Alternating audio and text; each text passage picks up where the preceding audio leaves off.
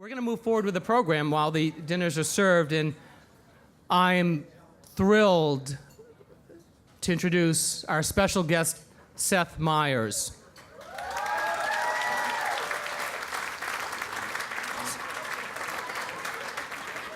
I have a little bit of bio here. Seth first became known to TV audiences in 2001 when he joined the cast of Saturday Night Live. Ever heard of that? No. Over the next 13 years, he would become one of that show's most popular personalities, serving as head writer for 9 seasons and anchor of Weekend Update for 8 seasons. In fact, he holds the record for longest tenure as Weekend Update anchor in the history of SNL.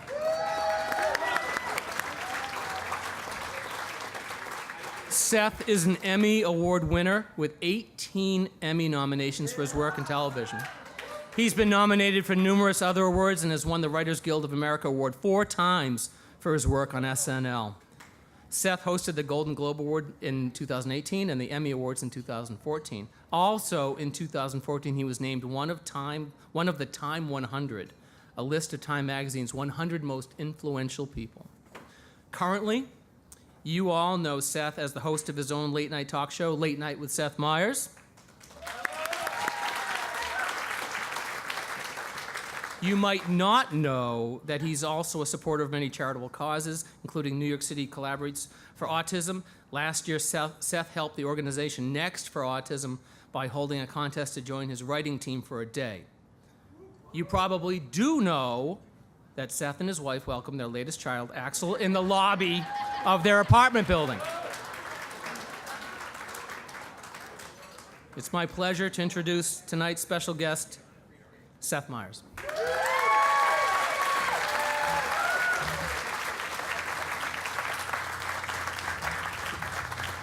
You know, it's not a bad bio, but I wish it had gone after Dr. Eden's bio.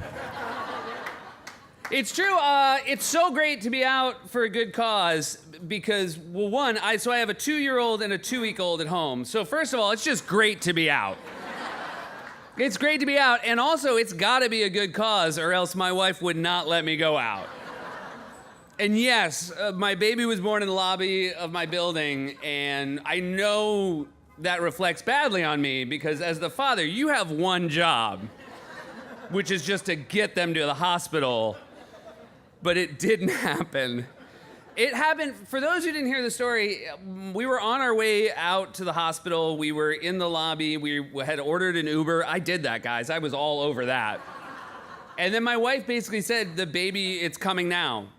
And, you know, sometimes you look at your wife and you can see in their face that they mean it. They're not looking to be talked out of this. And my wife laid down, and people said, was it terrifying having your baby in the lobby? I cannot tell you how fast this baby came.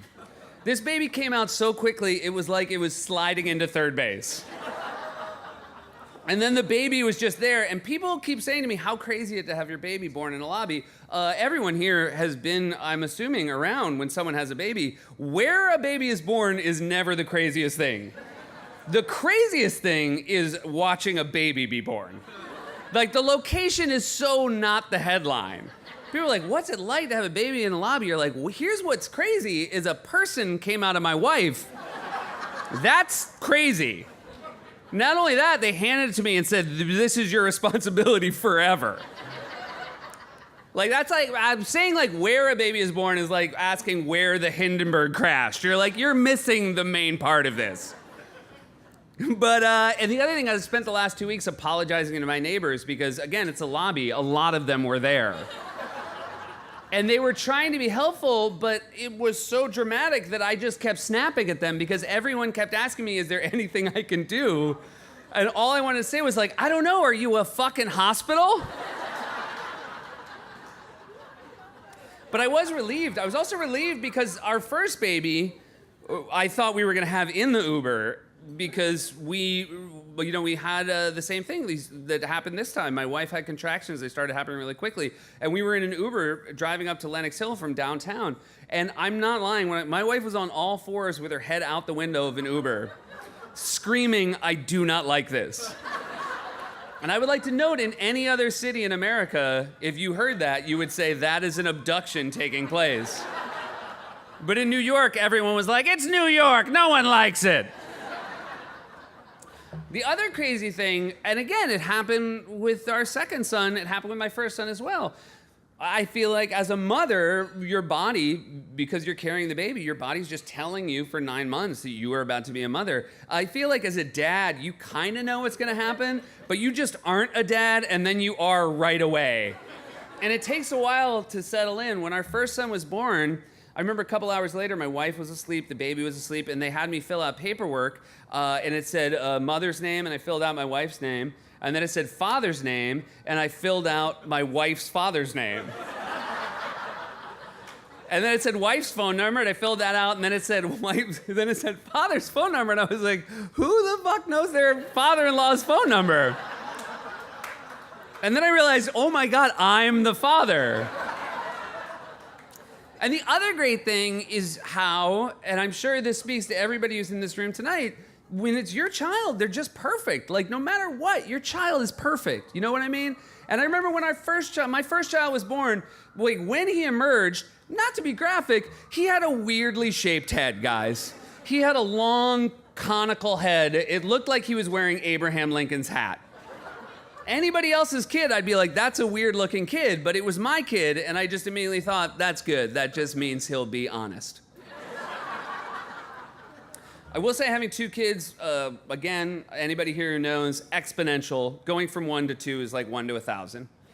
And in fact, in the lead up to having our second kid, I didn't even want to hang out with people who had 2 kids because they were making me too nervous. So I only wanted to hang out with people who had 3 or more kids because they're just like, go. They're so much more relaxed. When you hang out with people with like 3 or more kids, like there's no sound loud enough that happens in the other room where they stop drinking their Pinot Grigio. I was at a pool party this summer with a family that had 3 kids, and the youngest was wearing like a life jacket in the pool, which is definitely not what a life jacket's for, and had sort of flipped on her back like a turtle and was just splashing around in the pool. And I was standing at the edge of the pool with her father, and he was drinking a beer, and he just said to me, if that was my first kid, I would have jumped in the pool by now. So I do want to explain why I'm here. Obviously, it's a great cause, but I do have a personal connection. I know about Landmark College because my friend Mike Shoemaker, right over there, here with his lovely wife, Una. So when I started at Saturday Night Live in 2001, I met Mike Shoemaker. He was a producer there, and the first time, this is true, the first time we actually talked, we were in a bar the day after 9/11, and I asked him about his kids, and he told me that he had twin 6-year-old boys who had developmental issues. We became close friends really quickly, and over the years, we've been working together now 17 years, and I've seen the struggle that Mike and his wife Una have gone through trying to find the right schools and the right therapies for their kids. Many parents here, obviously, you remember those days when resources were scarce and you didn't know where to go. And when Mike and Una found Landmark for their son Austin, they were incredibly happy. They would have been happy if he could get by in classes and learn to live with roommates, but through regular support from counselors, he managed to join groups, get nightly help in study centers. He was able to choose a curriculum that would allow for his different learning styles and let him see success, and I know how important that was for them. Austin applied for an internship during the college's 3-week January term in Marketing and Communications office. This is an on-campus 4-credit internship program, and for Austin, it tied it all together. When he started up classes again, it was clear that his focus, his attention, and his academic performance had improved. His advisor realized that the discipline and structure of working in a professional setting helped him with everything and arranged for him to extend the internship throughout the spring semester. So obviously tonight you're going to hear a lot about the sort of things that Landmark College does best, helping students develop a personalized learning style as they build organizational skills and strategies, creating opportunities for success through things like internships, career preparation, study abroad. You'll hear about the online programming, financial access for students with limited means. Tonight, you have an opportunity to support Landmark College and become a champion of courage. I am certainly honored to be here tonight. It's been an honor for me to meet people like Dr. Eden, to meet all of you that support this incredible school that's meant so much to my dear friends. So thank you so much for having me, and let's make tonight an incredible success. Cheers.